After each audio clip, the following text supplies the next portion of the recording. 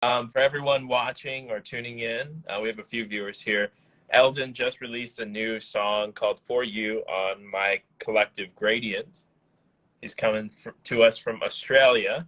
That's Hi, everyone. awesome. Hi, everyone. Yeah, I'm super excited about this record, man. I'm glad that we were able to do it. Yeah, it's really exciting. It feels like a long time in the making, from what I've wanted to do back when I was sort of 24 years old to now. So, Yeah, of course. Yeah.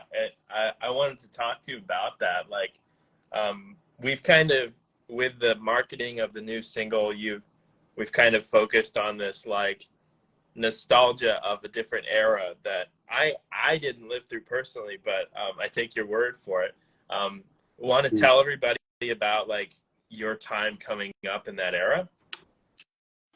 yeah, I guess it was around 97 when I started sort of hitting the clubs with friends and, you're hearing all the really big anthems from back then, whether it be Above and Beyond, Chicane, Gate Master, all of those sort of tracks that Binary Finery, Very Causton was pretty big back then too. Yeah.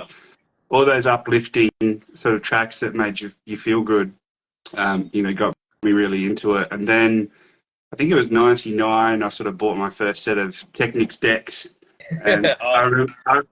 I remember buying them off a DJ, and he'd had them installed in a club, but he just ripped them out and cut the power cord. So I'm there, wiring a new power cord on just so that I could, get this Technics to work. So yeah, bought a couple of new needles, and from That's there amazing. started. Yeah. That's the vinyl era that I didn't live through. It's so crazy you say that. I mean, I was born in 97, so it's a completely Yeah. different time. That's awesome. So this journey is definitely a long one for you. You started this interest in electronic music back then. I know you had that like gap in the middle, and then we connected like maybe 2 or 3 years ago about writing music again. How did you get inspired to come back after that break? Yeah, well, it was, I think, I was about 27, and life sort of hits, and then you're working, and you think other things come up, and sort of the passion for it sort of dropped away. And I started listening to other music, started listening to, just different types of music that I liked as well. And then I think it was, about five years ago, I stumbled on, one of your videos. I think it was the Navigate track that you released Yeah.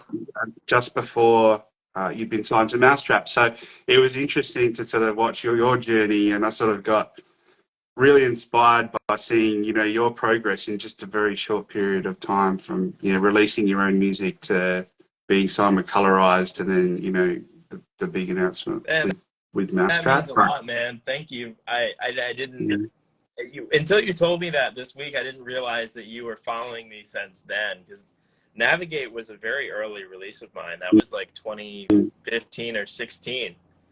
So Yeah, you've been around I for a may not minute. have seen it from when it was first released, but that Yeah. was sort of one of the first videos. And then I think I really enjoyed your little, how to techno videos, or how to Yeah. melodic make melodic EDM and that sort of stuff. And just watching you make that music was really inspiring as well. I think one of the most inspiring was with you making music was the remix of the Morgan Page track. Yeah. I love that Yeah. record. To this day, it's one of my favorite remixes I've done. I think I really would love to have that out properly, like properly released through Morgan's platform. But I don't know, maybe I'll have to reach out to him. That's awesome that you've been around for that long. I am constantly blown away that people actually have followed me that long, because I remember the early days of like the Navigate era and those types of songs. They weren't wildly popular, and it only reached a very limited amount of people. So the fact that you've been there since the beginning is really cool. Yeah, and I had that. I did that YouTube thing for a pretty long time. I kind of chilled that out in 2019, 2020, just because it was kind of a grind. I know you do YouTube as well on the side, so you know the grind of it. Yeah. But that's cool that's what got you interested again in making music, and that's inspiring to me as well. And I'm glad you did, because this new record's awesome, and a lot of the stuff you've been working on is great. Yeah, thank you. It's just, there's so much, like in the era we're in now, it's just a plenty of everything, right? Yeah. So you can go on YouTube. I think I watch Alex Rome, EDM tips, like all what Bound to Divide. There's so many people wanting to give you all this information for free and teach you and help you learn, which is amazing. But I think our one-on-one really took it to the next level. Yeah, for me, and it gives you that real feedback that no one's going to give you all the time, you know. Well, I appreciate that, man. It's a really cool thing as a teacher to see the progression of someone just getting back into it to having a song released that I consider like an incredible song. So it's really gratifying for me as well, and it's really cool. It's almost like a graduation of the mentorship in a way. I'm excited to have you as part of the Graydient family now. Obviously the song is amazing. Everybody that's tuned in should go check it out. It's just dropped last week on Graydient, and I think it's a pretty cool record. What was your process for writing it, and what were some of your bigger influences? Yeah, so back in the day, like I think I've released the playlist, Memory Lane playlist. One of those tracks in there is Veracosha, by Carte Blanche, I think is the artist. And you know, when I talked earlier about that uplifting sort of dotted egg notes, trancey sort of stuff, that's kind of what resonates with me from back then, as to, you know, what can make a great track. But then also now, you know, mixing that with, you know, the modern respace and the you know, the stabs and the new type of percussion, more modern, you know, so sort of like a blend of all those components. I mean, back in the day, you got to remember when we wanted a new track to play in a club, you would go to the record shop, right? We had I think they're called Station Lane. So I think there's one or two of them in Adelaide where I live, and you would go there and they would just have a big box, rows and rows, A, B, C, D, E, F, G, of all the different 12 inches, and you'd pull out a stack of 12 and they'd just have decks there in the corner with headphones, and you'd put the headphones on, you'd put the radio, you'd put the record on, and you would listen to the A side, the B side, and did you like it, or, you know, and you could spend half a day in there listening just to tracks, and do I actually want to play this? So we didn't have Spotify, we didn't have the internet, but it wasn't quite the same. It wasn't as with dial-up speed, right? And there just wasn't the abundance that you have now. So often it was, you heard it out in the club and you ran up to the DJ and went, "What track is that? That's amazing." Sure, yeah. You know? And you would struggle to hear what they're saying, you know, like to tell you the name of the track. Where now you can pick up your phone and hit Shazam, and okay, that's what it is, right? Easy, so I'm not quite your generation, but I'm somewhere in between this younger generation and yours, in that I grew up in an era that we grew up on dial-up internet, and we had CDs, and MP3s were like the standard. So there was an element of the past where there was that intentionality of, I have to go on to the store and buy a CD early on in my life, and then later on, you know, buy a song on iTunes or Beatport or what have you. Even that now has kind of subsided. There's not that intention in music anymore, and it's very bittersweet, in my opinion. Like you lose a lot of the I guess the magic of listening to new music when it's presented to you in the way that it is currently. Yeah, it is very different. I remember when MP3s came out, so it wasn't that long. It was sort of early 2000s, I would say. And there's a guy on cat. I think his name was DJ Tough Cub, and he would release all these sort of remixed MP3s and stuff. It was amazing. And, you know, often I would just have these songs and I would play them. And then you would have these DJs look at you like, what? How the hell did you get hold of this track? This was a promo. Like, no one's meant to have this, you know. It was like the floodgates sort of opened, but yeah, people got quite annoyed as well, right? Because they thought they had the only copy on something. You know? Yeah, that's a totally crazy thought, you know, like that interim era of where half of people were not adopted yet into like the internet age, and then some of the people were. It's an era that I was too young to fully appreciate at the time, but now it's looking back, I'm like that must have been an awkward time. Yeah. And it was dial-up, right? Like you had a 14.4K modem, so you know you had to be pretty committed to the cause. Yeah, I sort of recall we had dial-up until I was probably like 10 or 11, and so we were kind of late to the high-speed internet game, and I remember sitting there waiting for like an hour for a web page to load. Like a complex web page, especially like the early Flash stuff. That was brutally slow. Yeah. Yeah, I am thankful for that. IRC chat used to be, you know, where you'd meet people online and you chat to them about your interests. And there's no Discord or things like that. Yeah. Right? My earliest memories are like AIM, like AOL Instant Messenger, and then like very early MySpace. Yeah. Yeah. Oh, MySpace. Yeah. Yeah. That was like a different era. I mean, even now, like that might age me, and I'm not even that old. Yeah. But yeah, it's fascinating to hear about that. Also, and I think what's that? Sorry. So I was just going to say, going back to your earlier question about what inspired me as well, is that back then I always knew that I wanted to make music, but I think back in the 90s they were still using tape and reel and all different, you know, live keyboards and things like that. Like getting hold of a sample pack probably didn't really exist. So what your videos brought to life for me was just, you know, what is this Ableton? What is this? You know, it seemed possible to me. Right. Even though it probably was 10 years prior to that, I just hadn't been exposed to it. So yeah. It's definitely easier to get into music now.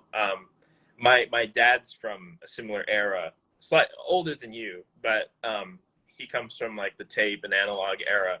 My uncle's an engineer from that era too. He loves his like analog tape decks, and I've been teaching them Ableton in a similar way. Yeah. It's been a really cool experience to help them learn. But that is cool.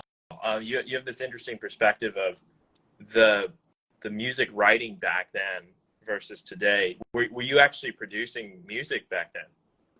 No, I had a few programs that I was using, but they were kind of like sample based. You could drag samples in and sort of make something up, but you couldn't input your own format. Then I went out and bought I bought a Korg Titan. I think it was a big synthesizer, but I had no idea about how to hook that up to the computer and actually get what I was playing on the keyboard into the computer. So that just sort of sat there with me, just sort of playing around on it, which never really eventuated into anything. But you know, the MIDI keyboards of today and how easily they interface and go straight into Ableton was like a light bulb for me. You know, it was like, finally I can do what I always wanted to do. Absolutely. So. Yeah, I mean, tech and digital technology has gotten so easy now. You can write comprehensive music on an iPad or an iPhone. You don't need much these days, and that's a very different culture from the past. Yeah. So, and I think there was a bit of a journey for me too in learning a bit of music theory as well, right? Like from the beginning, I could kind of hear a song. I don't know, it's hard to explain, but I could listen to a song and I would go, oh, they need to have this in that bit, Right. right? That would really make it more punchy. Like I knew I could add value to a track or something like that if I had the opportunity. So it's that was sort of a driving factor to sort of go, how can I do that with my own stuff? Yeah, you had the contributing ear for music. You just didn't have the technical know-how to get there. I'm Yeah, glad I helped along that way, and that you managed to find this voice with this new method of writing. Um, yeah. so, what are some of your favorite techniques and tools that you used on this song? Yeah, If you recall, I know yeah, the song is kind of older now. yeah. So obviously, I love using your MIDI clip arrangement technique. So, Yep. there's 4 bars of the intro. This is where the chorus is. This is where the drop kicks in. Those I use for all my tracks. I actually save a master track now, which is good and bad. One, it keeps you locked into a certain style, but two, it sort of can keep you within that style as well, rather than push you out of your comfort Right. zone. So I try to do, from a speed point of view, if you've got a template that you set up, which is, your kicks and your claps and everything, sort of what your favorite synths are down the side, that can save you a lot of time, but can sort of restrict you to a certain style to that point. Absolutely. Yeah. Um, Yeah. but I'm a huge advocate of efficiency, as you know. The faster you can write something, the faster you can get your ideas on the canvas, and that means it's truer to your original yeah, idea in your mind or soul or what have you. So yeah, you know me, I'm a yeah. huge advocate for efficiency, so I love to hear that. But for every track, it's slightly different. Some track I might start with a root note, and I think this track I started with just that dead moss, atmos sort of sound. Mhm. Um, some tracks I just start playing around with the dotted eighth notes and try and get like a really good uh, sound from that.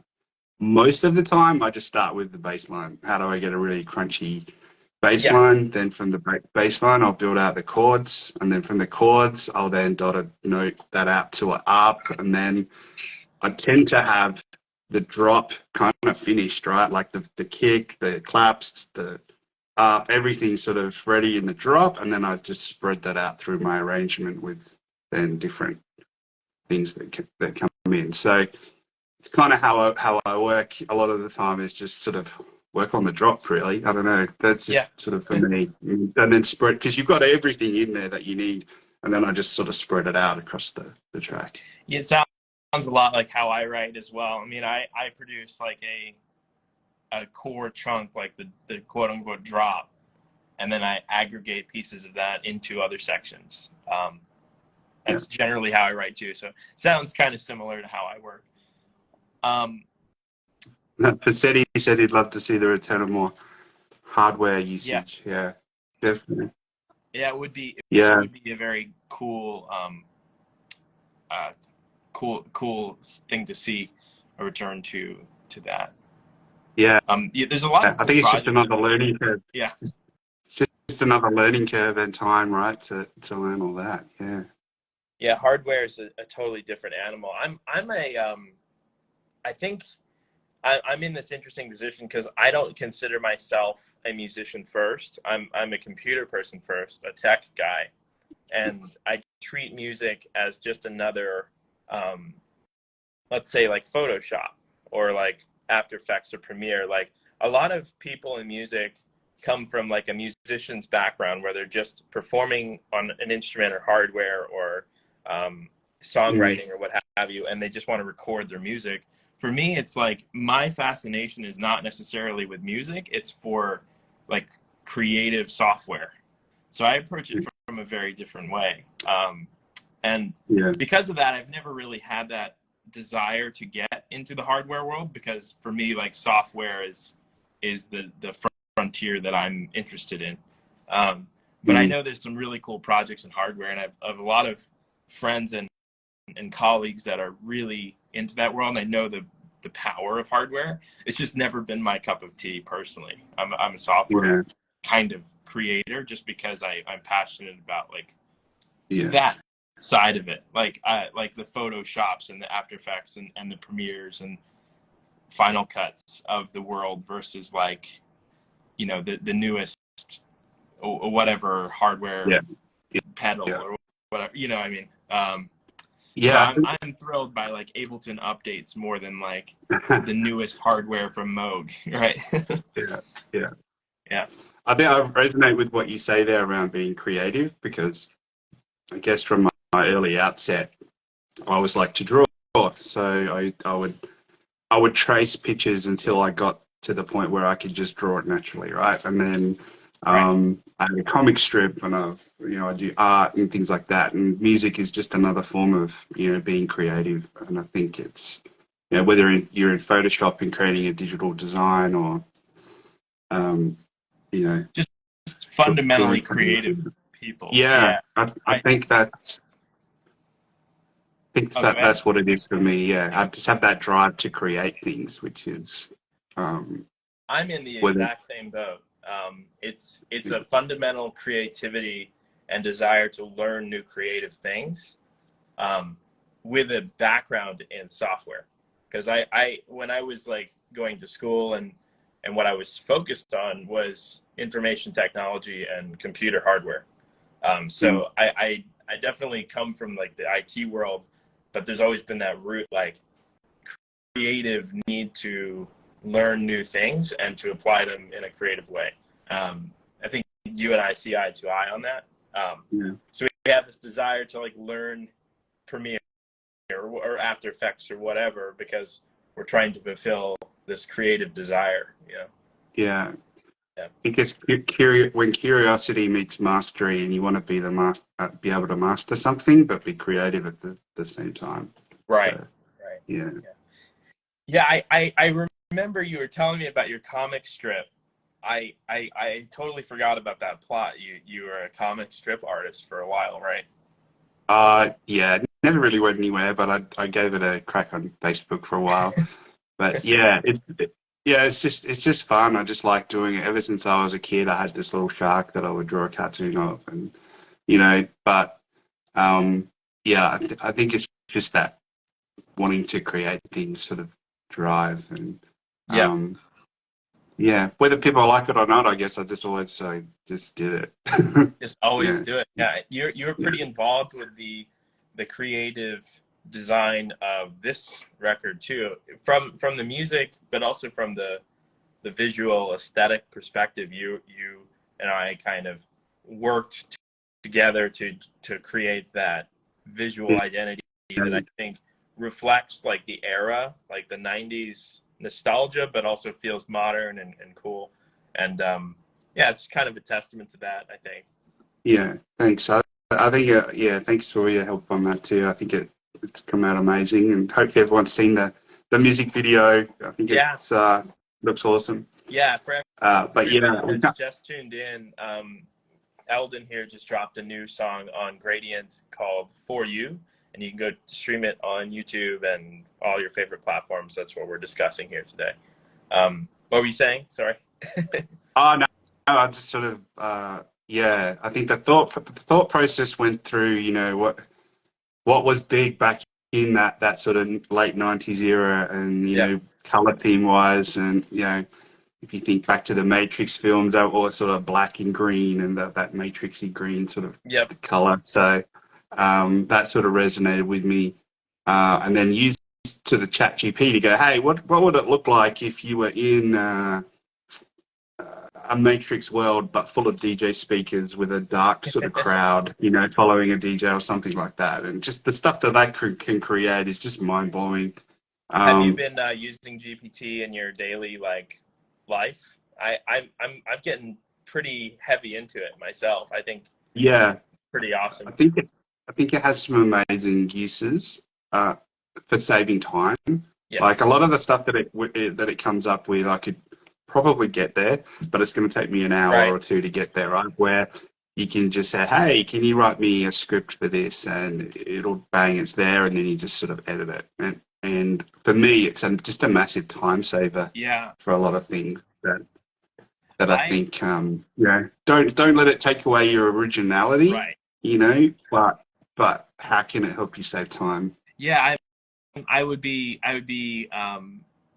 amiss to try to rely on it fully for my creative abilities, because I feel as though it's very derivative. Like, it's inherently derivative.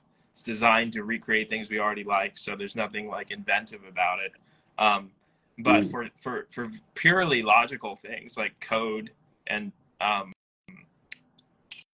that sort of stuff, like writing copy for your releases and bios and stuff, it's like Mm.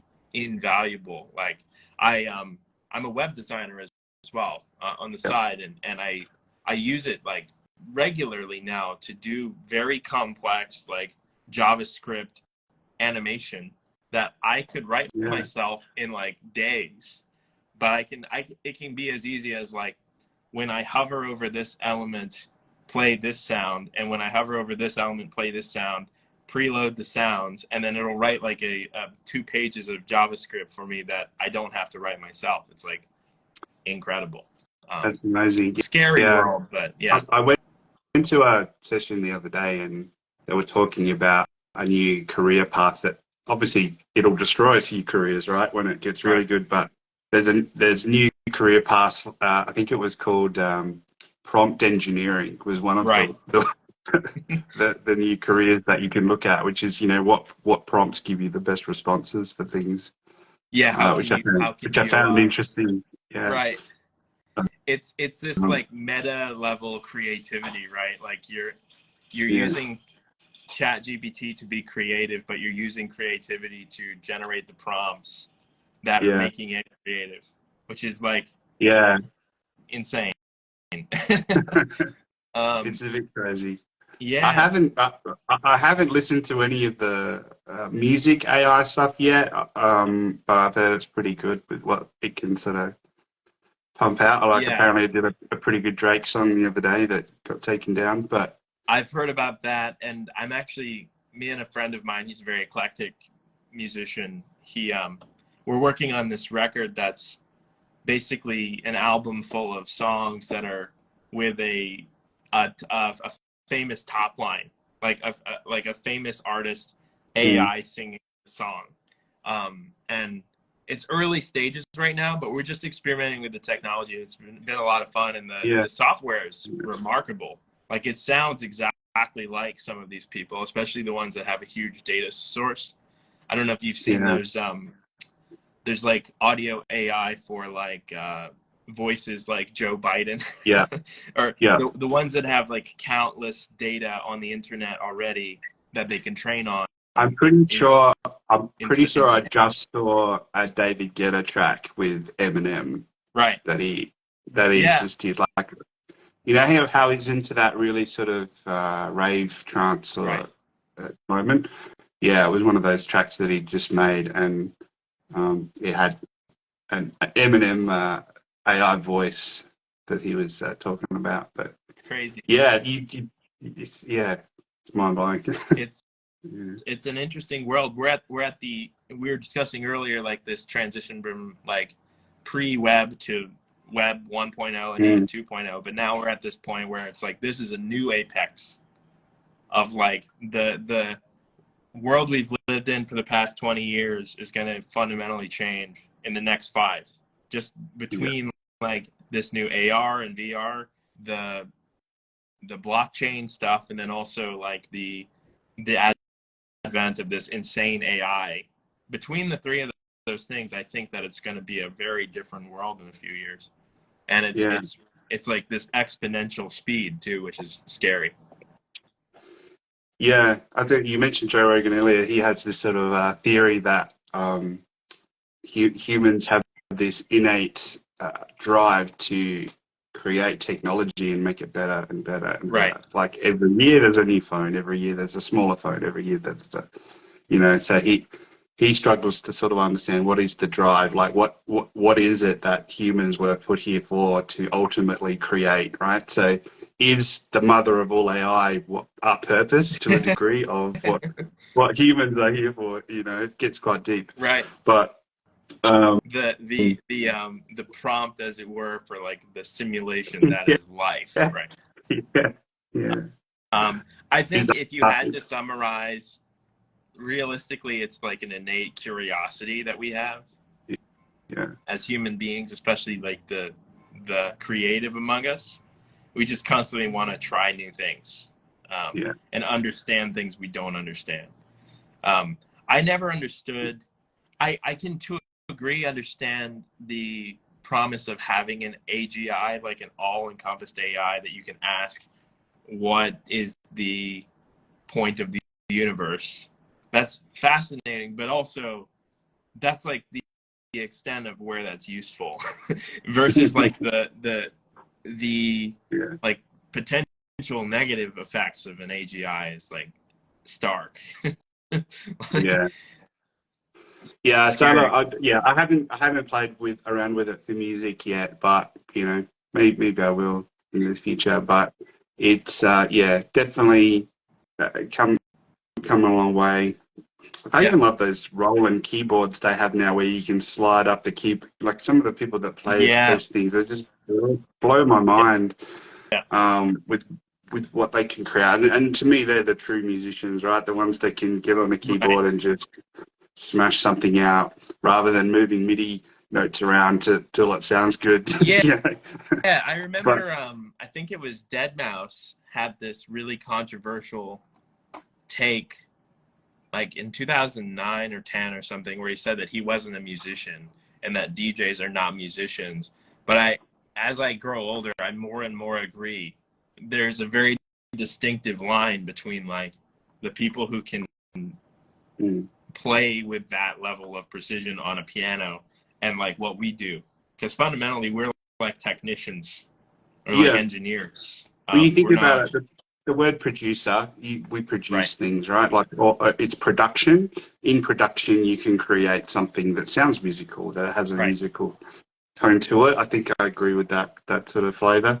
But to pick up an instrument and go, here's a song, yeah, that to me is a musician in that sense. But I think in that production piece, you need to have some musical understanding to Yeah, create what sounds good, what is in tune, what is in pitch, what goes well with you know blending into the next part. Like all of that, you need to have that understanding of how that works.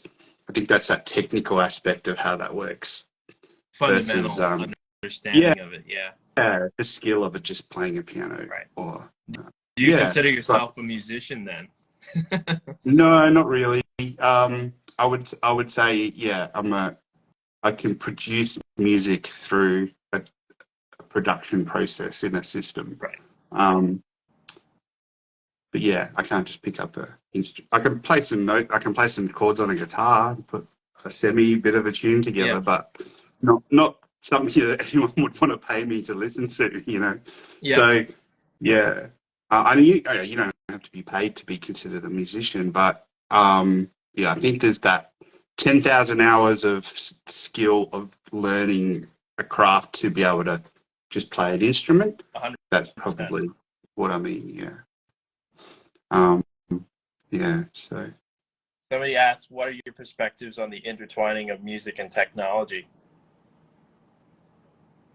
mm, yeah, I think what was my perspective? Was it? They also said, do you think it will make music more complex or simplify it? Hmm. I think that it will be very similar to, I always use this reference when I'm asked this question.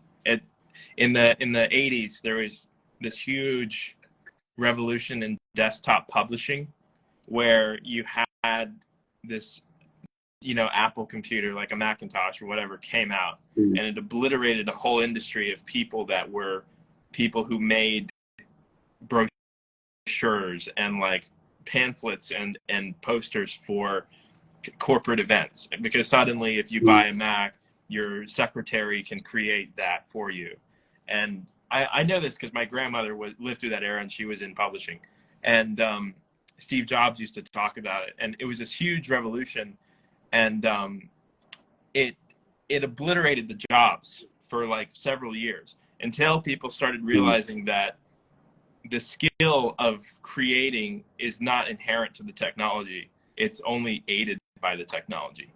And then people at a corporate level who could afford to started to repurchase, services from these incredible artists and, publishers, what have you. And I think that it's a similar situation here now, where the tool exists. It will obliterate like the baseline, like the commercial music, the stuff that's like really simple music that's for TV and for background music or whatever. I think it's going to be disruptive there. It'll probably be disruptive for a minute in the mainstream, but then there will be a point in time where people realize that the artistry is what is really important, and then the people who are true artists will be able to utilize that technology to just create better stuff. That's kind of how I see it. It's not going to like simplify the music necessarily. It's just a tool. It will be disruptive for like the bottom of the barrel musicians, but I don't think it's going to be, disruptive at the top. My thoughts are similar to my earlier question about ChatGPT. You would get there eventually, but it saves you time. I think music production will evolve to a point where you might say to Ableton, this is my hook, Right. whatever your thing is, and it brings that in for you, bang, and it's in the. I mean, you can do that with Vocal, your mic already, with some apps, but I think it would probably then recommend, hey, this is the baseline I recommend would fit that, or something like that. Like, I think it will speed up the process, not take away the creativity altogether, but I think it will, it'll go, hey, this is the kick. This is the kick that has the best resonance with that baseline that you're using, right? You don't have to search through 100 kicks to find the best kick. This is the side chain, which is the best setting, which is going to let that kick pump through for you. It'll probably know that via an algorithm inside Ableton that can bring that to life for you. So that's probably where I see the next step of it going, in the sense of helping you with that workflow. And I think that there will be musicians in that space, kind of to my point, where if they were already using loops for the entire song and presets for the entire song, they generate what is basically fluff music for commercial libraries and stuff. Those types of musicians will be the ones who get easily wiped out, because it's just an easier version of what they're already doing. But the people who are really transforming the landscape of music and is creating new and innovative things, it's just going to be another tool for them to create. It's in the same way that you could have Ableton versus like a tape deck. Ableton did not destroy music; it just made it easier. So. Yeah, I just think, back to that earlier point where they used to make music with reels and keyboards and whatever. Now you've got Ableton and you can drop it in. Just think the natural next step will be recommendations of how you can quickly improve your workflow or build a track within half an hour versus a day. And have you this is unrelated, but have you messed with the new Photoshop generative fill? I don't know if you've seen that before. No. Is it that Firefly or something? Adobe Firefly? Or it's not. It's so in Photoshop, it's this new feature in the newest beta, and if you select a region, you can type in a prompt, and Midjourney is basically built into Photoshop now, and it will analyze the photo as a whole and be able to add things in a Photoshop layer that wow. you could just type a prompt and it generates it. Very similar to what you're referring to with music. I think that music's probably coming up soon in that space. Yeah. We're going to see a lot of AI, but I also think that spatial audio is going to be huge for music in the next 2 to 3 years. I'm hedging a lot on that. I'm trying to really focus on learning spatial, because I think that it's going to be disruptive. Yeah, I'm unaware. Atmos or like the AirPods have like it's basically sound for AR or VR. Yeah. Where you can hear a sound behind you or in front of you or whatever. Apple's really putting a lot of money into it, and Apple Music. Yeah, Spotify just went out. I saw their vision goggles. They just Yeah, announced. that's pretty remarkable. I can't wait to get my hands on those to try them. Not going to buy them immediately, but Yeah. I can't wait to try them. We'll have to do the Mm. For You Spatial Master Yeah, crazy. in a few Yeah, years' time. that is pretty impressive. You know, when you're playing games and you know something's coming from behind you. Yeah. It's like, yeah, you wonder how they do all that. But yeah, that's interesting. Yeah, there's this new trend on Apple Music where Apple is not supporting music that's not mastered in spatial on their like editorial playlists and stuff. Wow. So it really shows you where they think the industry is going, and I trust their opinion a lot. And Spotify just integrated Dolby Atmos into their platform too, so I think that they're also bullish on the whole thing. So Yeah. I'm looking to learn. Another thing to Probably learn, gonna do some spatial mixes of some of my stuff in the future. Same for you. I would think so. Maybe in the next few years. Yeah. Waiting for And I see the day. sneakily, you might have some new music coming. Oh yeah. I've got a new record coming up on Friday called "Take Me Back." That's on Enhanced. Excited to show you that. I'll send you the version of it when we get off the call. This is a busy week for music. Yeah, I love the intro that I just saw with the zooming into the world and then zooming out. I love that. Yeah, I love that. I was pretty pleased with how I created that. It was a fun little project. Yeah. Yeah. Apple's dumping a lot of new music in that area. Yeah, that sounds like it's something I've got to start learning. It seems like it's the frontier, man. I mean, with this new Apple Vision thing, I've always said for the past like 2 or 3 years, VR is not going to take off until Apple joins the race, because they kind of, for better or for worse, what they do, the rest of the industry follows. And now that Apple is taking it seriously, I think that the other players are going to really step it up. There's going to be a Google and Samsung AR VR thing in the next 2 years. I almost guarantee it. Yeah. And when this becomes like a mainstream thing and not just like a video game niche thing, it's going to be like hugely disruptive. And when you have 3D visuals, you need 3D sound.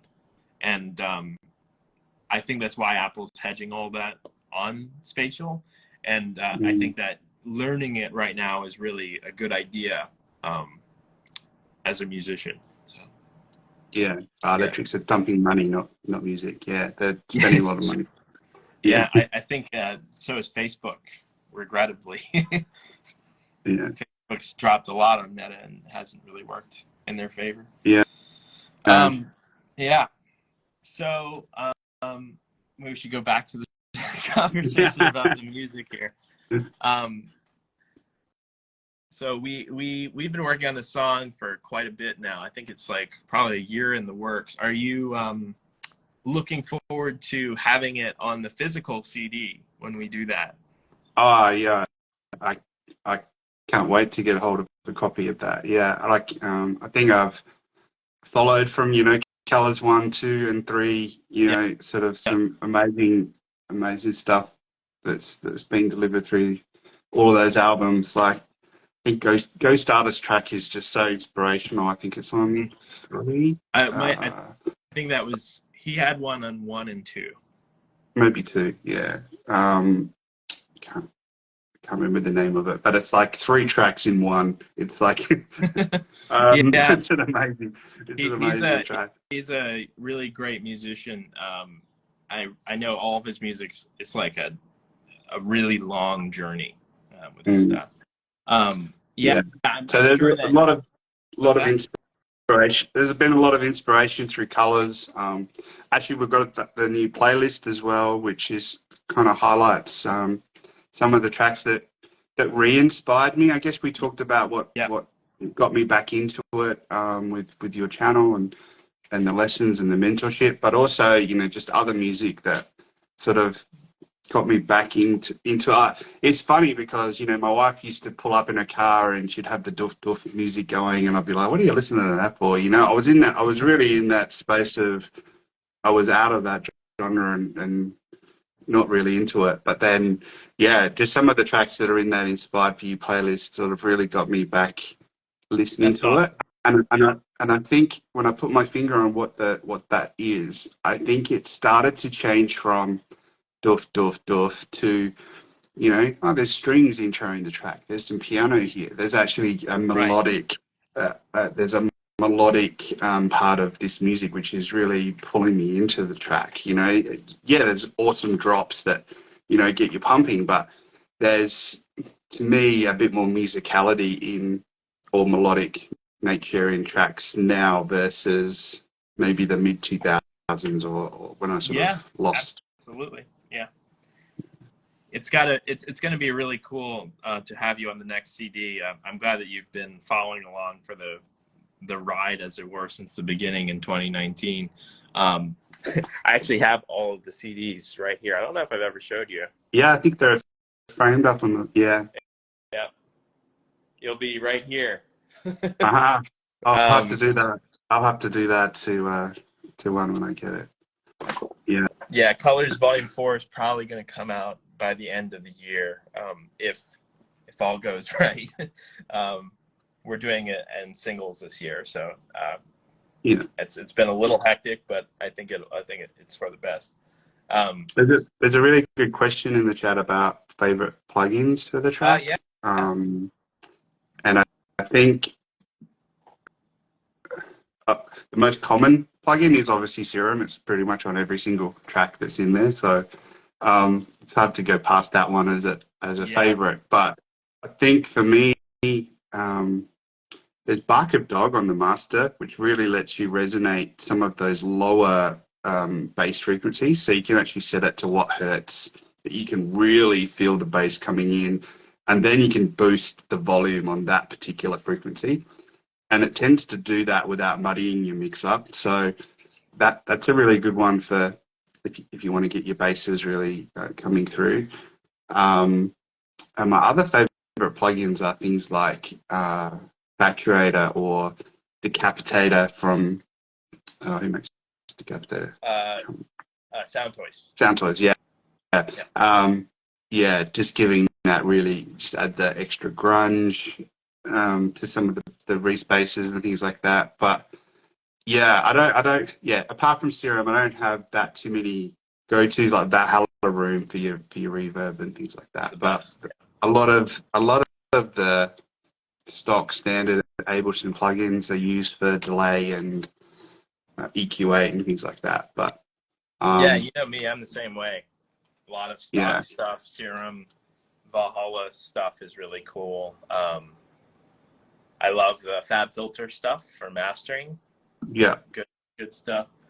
I think we use a lot of the same stuff because I introduced you to many things. Yeah, yeah.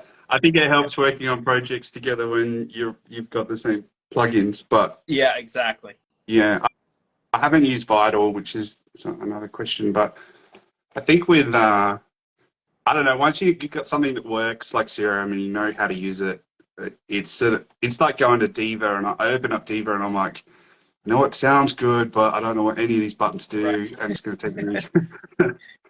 Yeah, that's my philosophy as well. Like, if I know how to achieve something efficiently in Serum, why am I going to try to do that in something else?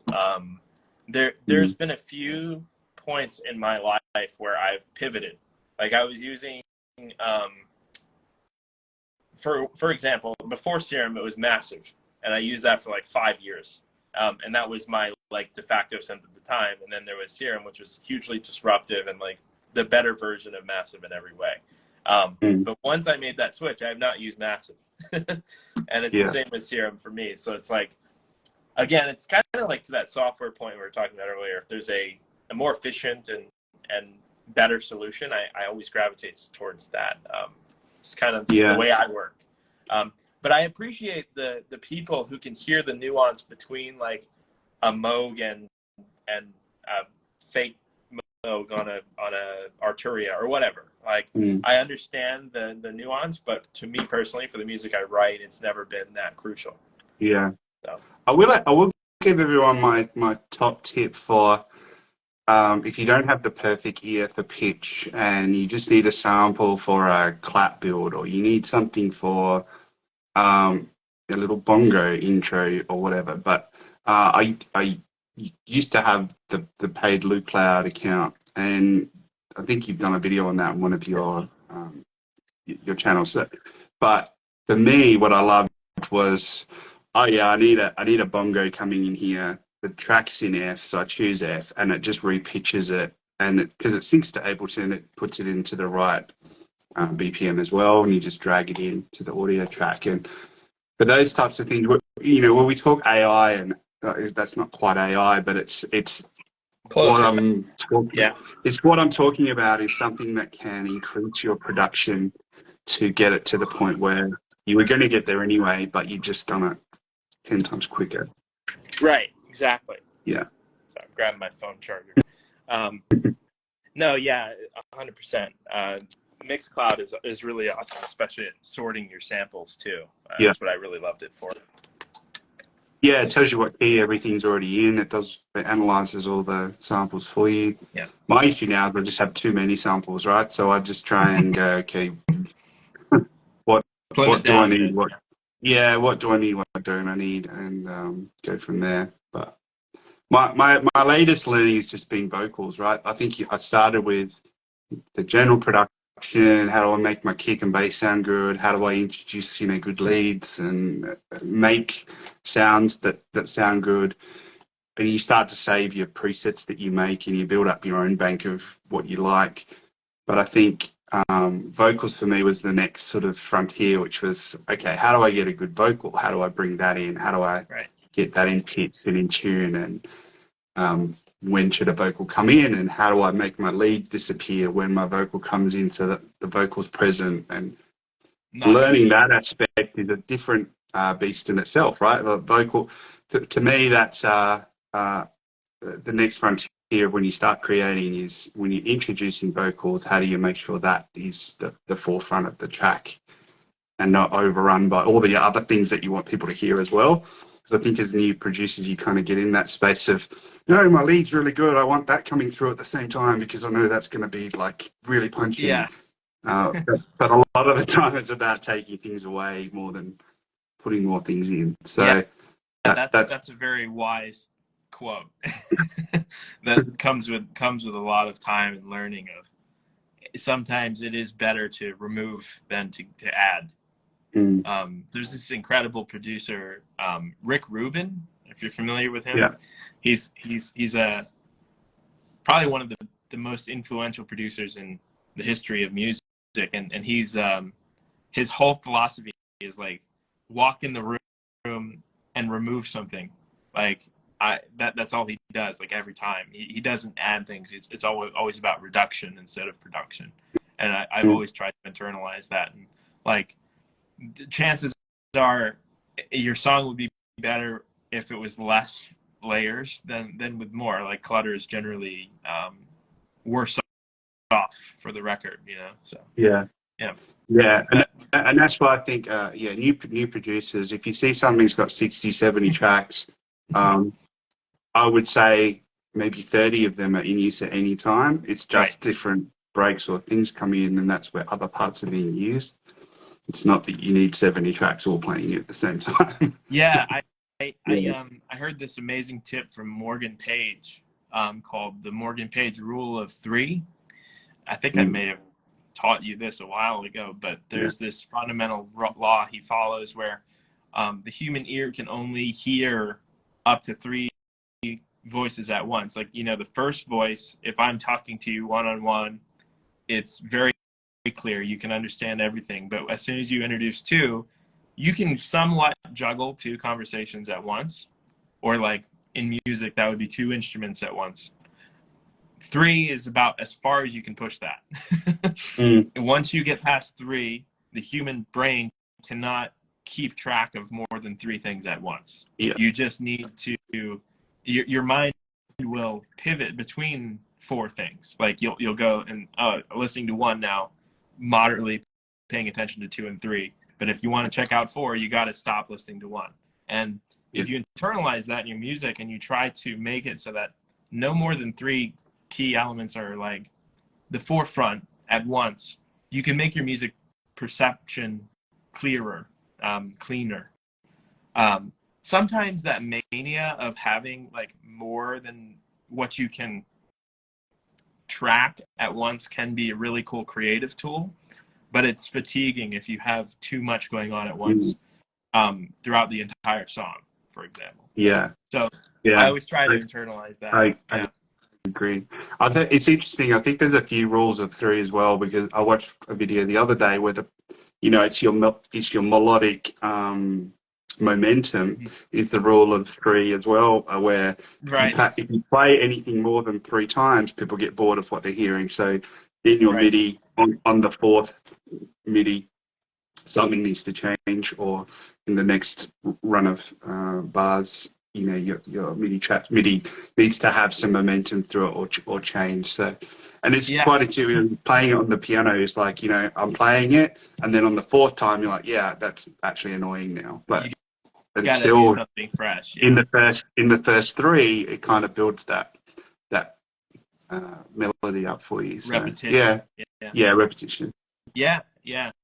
Both of those rules are very important to making compelling music, in my opinion. But yeah, I mean, I always try to simplify rather than add new things. And if I add new things, they're just variations on the same things I already have. Like, I'm not adding new notes. I'll have like a chord, I'll have a bass, and I'll have a lead, and that's it. And if I add anything else, it's like another layer of the chord doing the exact same thing, just to add like tone. Yeah, and I think that's in for you. It's like that. Here's the chords in a string, which then change to the same chords, but in an 80s sort of synth. So there's 2 tracks there, but they're not playing at the same time. One sort of stops and the other one kicks in. I would say like the 3 prominent voices are like your lead that you have through the song, you have the bass line through the song, and you have that like pad through the song. And when you're not using the pad, it switches to the vocal and the string. But at no point in the song do you have more than 3 things playing at once, at least like consciously. And that's why the song works so well. It's honestly one of like probably the most playable like dance songs we've put out. Yeah, awesome. I'll have to play it in the set. I'll be super pumped to see a video of people liking it in a club. That would be amazing. Christina Sky, a good friend of mine, she downloaded the promo and was texting me about it, and she really loves the song, so maybe she'll be the one to play it out first. That would be awesome. She tours quite a bit, so. That would be awesome. I think it's one thing to make a track, another thing to release it, another thing to sort of see people enjoying it. I mean, we've had a pretty good response so far. I'm super glad to have you on the label. I mean, it's a long time coming for you, back in '97. So it's a big honor for us to have the privilege of putting out your first song. I think that just about wraps up the stream in a nice little way. Everybody go stream ELDEN's new record, For You. It just dropped on Graydient last week. I have a song coming out this week on Enhanced called Take Me Back. Do you have anything that you want to say before we wrap? No, just thank you for the mentorship over the years, and it's so humbling to release the track, and hope everyone really loves it. So thank you. I think they will, man, and appreciate you accepting my mentorship for as long as that has been. All right. Cool. Thanks, guys, for tuning in. And I'll see you guys in the next stream. See you guys. Bye.